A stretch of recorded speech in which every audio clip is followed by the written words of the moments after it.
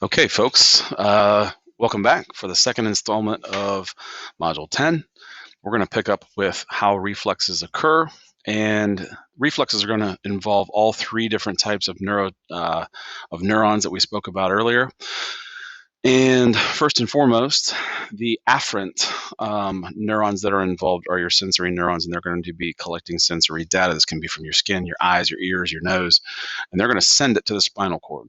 Once it gets to the spinal cord, the inner neurons then will send a message straight back through using motor neurons to cause movement to happen. And I'm going to show you a picture here that you've already seen, and I'll show you exactly how that happens.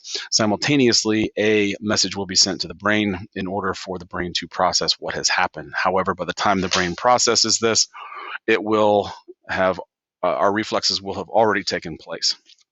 Okay, so let's take a look how this may appear.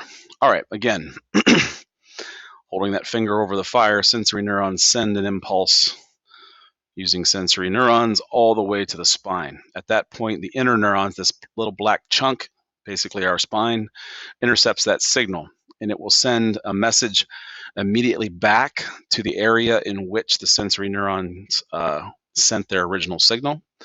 These will be sent, this will be the reflex caused by motor neurons, and it'll be sent back to the hand or the finger. And in most likelihood, all of the arm will be involved, possibly even the twist of the body, coming away from that heat source. Okay, but at the same time that inner neuron sends the impulse through the motor neurons to begin the reflex, it will also send a message to the brain for processing. Okay, all right, endocrine system. This is the body's slow communication system. And the communication system used in our nervous system is electrochemical in nature, whereas the endocrine system will be strictly chemical in nature. And these glands that make up our endocrine system will secrete hormones throughout the bloodstream. Now, I think I mentioned this previously, but there will be some neurotransmitters that will double as hormones used by the endocrine system. But the key difference here is that hormones are released directly into the bloodstream, whereas neural communication occurs inside of the neurons. Okay, again, this is just kind of what I went over. This chart shows us the difference between the nervous system and the endocrine system. Electrochemical for the nervous system, that electrical impulse down the axon releases chemicals, those neurotransmitters, into the synaptic gap received by the receiving neuron, and then translated into an additional impulse that leads to another neuron and another neuron, et cetera, electrochemical in nature. Incredibly fast, in fact, fractions of a second. The endocrine system, on the other hand, it's a little bit slower, although it's still fairly quick. It may take seconds or minutes to occur, depending on what system we're looking at. But the hormonal secretion is slower, and it is directly into the bloodstream. All right, let's look at the major glands of the endocrine system. These major glands include the hypothalamus, which is the kind of like the switchboard operator.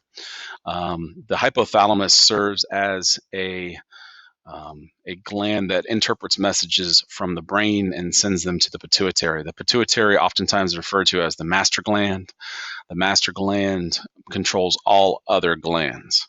So it is the master gland and will oversee the production of hormones in the other glands. The thyroid and parathyroid. The thyroid gland affects your metabolism, how quickly we burn food to make energy. The parathyroids help to regulate calcium in the blood. If we have too much calcium, that can be a very bad thing. We end up with calcification of blood vessels and other major arteries, similar to a situation where we have hard water in our plumbing. That calcium will build up on the inside and impede the flow. Okay, adrenal glands. Adrenal glands are key in our fight or flight response, and they are attached just to the backside of our kidneys, in very close proximity to our spine. The pancreas is going to regulate the levels of insulin in our body. Insulin is an absolute key essential in regulating blood sugar levels. Insulin is the hormone or the chemical by which our bodies help control sugar spikes in our blood. Too high of blood sugar levels is called hyperglycemia. Hypoglycemia is too little. We'll talk a little bit more about that down the road. And then we have the reproductive organs, ovaries for the females and the testes for the males. Okay, fight or flight. Again, let's look at the fight or flight response in the body. This is the adrenal glands just on the backside of the kidneys.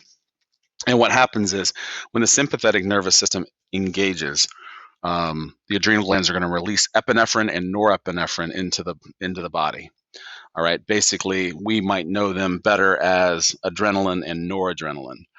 The same thing, same chemical, but it is released directly into the bloodstream. And that is meant to energize the body to prepare it to either run or to fight. Okay, epinephrine, aka adrenaline. Most of us are familiar with its adrenaline name. Norepinephrine is the opposite of adrenaline.